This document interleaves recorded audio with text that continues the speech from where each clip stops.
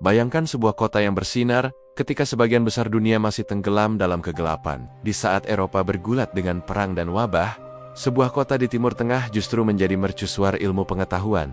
Namanya Baghdad. Disinilah buku-buku dari Yunani, Persia, India dan Romawi diterjemahkan, dipelajari, lalu dikembangkan. Disinilah lahir ide-ide yang kelak membentuk matematika, kedokteran, astronomi, hingga filsafat modern. Dan di jantung kota ini berdiri sebuah institusi legendaris, Baitul Hikmah, rumah kebijaksanaan. Awal mula, Baghdad dibangun untuk ilmu.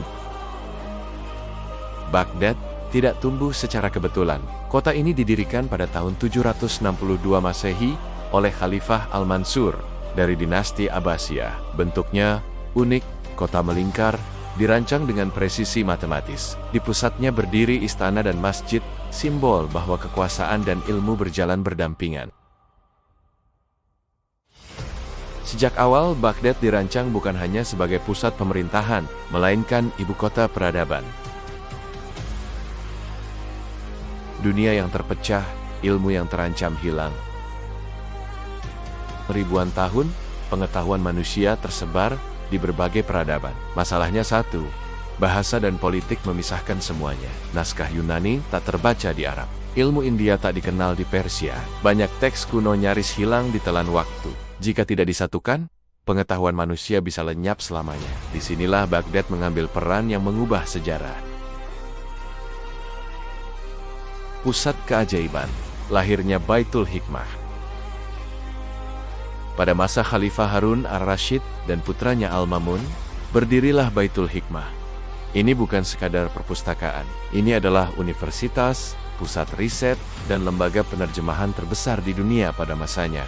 Para ilmuwan digaji negara, penerjemah dibayar seberat buku yang mereka terjemahkan dengan emas. Disinilah ilmu menjadi investasi paling berharga.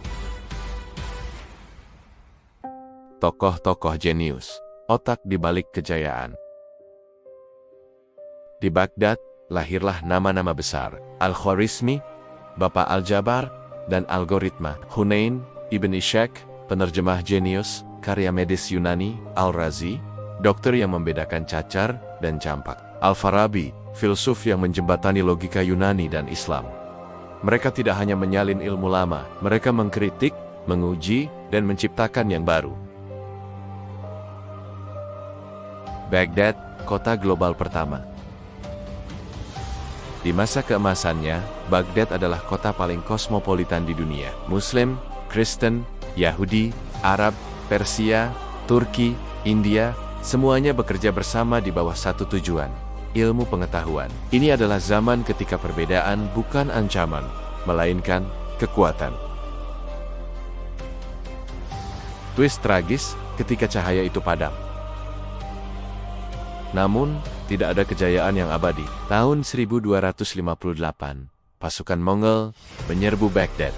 Perpustakaan dibakar, buku-buku dilempar ke sungai Tigris, hingga airnya dikisahkan menghitam oleh tinta. Baitul Hikmah runtuh, pusat ilmu dunia pun berpindah. Ironisnya, banyak ilmu yang diselamatkan dunia modern justru berasal dari terjemahan Baghdad, yang kemudian masuk ke Eropa dan memicu Renaissance. Warisan yang masih menyala. Baghdad memang runtuh, namun gagasannya tidak pernah mati. Setiap algoritma yang kita pakai, setiap rumah sakit modern, setiap universitas, riset, semuanya membawa jejak kota cahaya itu. Pertanyaannya sekarang, jika dulu satu kota bisa menerangi dunia dengan ilmu, apakah kita siap menyalakan cahaya itu kembali?